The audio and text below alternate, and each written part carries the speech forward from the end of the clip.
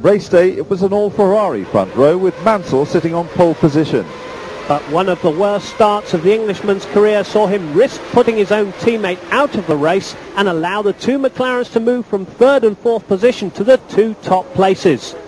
As the Ferraris chased hard to regain their advantage, it came as little surprise to discover the identity of the first man to crash out.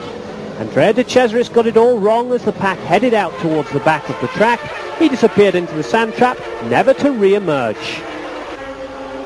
As the race order settled down, it was Senna leading from teammate Berger and the two Ferraris of Mansell and Prost.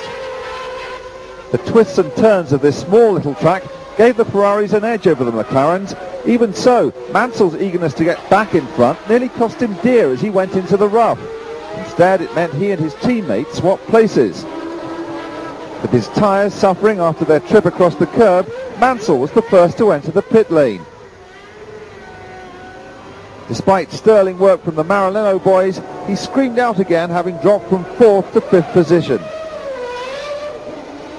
Senna was hemmed in by traffic and opted for a stop at the pits as Prost dived past Berger to take the lead. The McLaren mechanics were as efficient as usual, and when the Brazilian rejoined the fray, he had a clear road in front of him.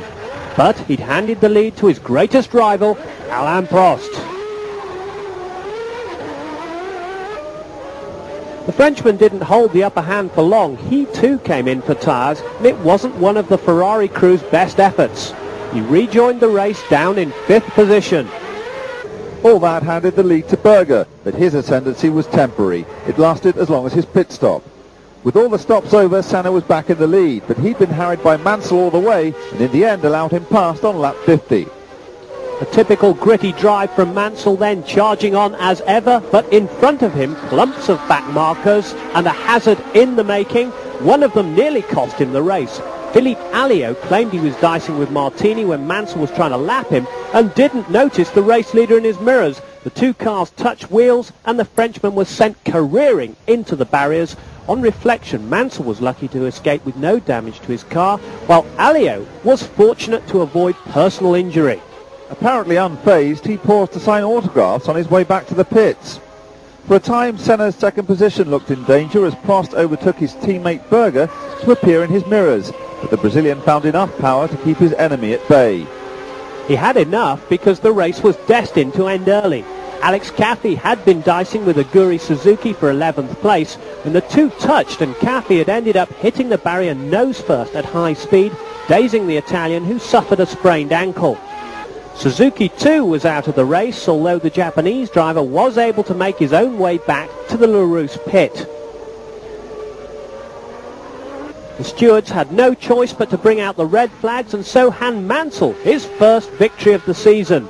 A useful second place went to Senna, with Prost third and Berger fourth, as Mansell explained his best charge of the year.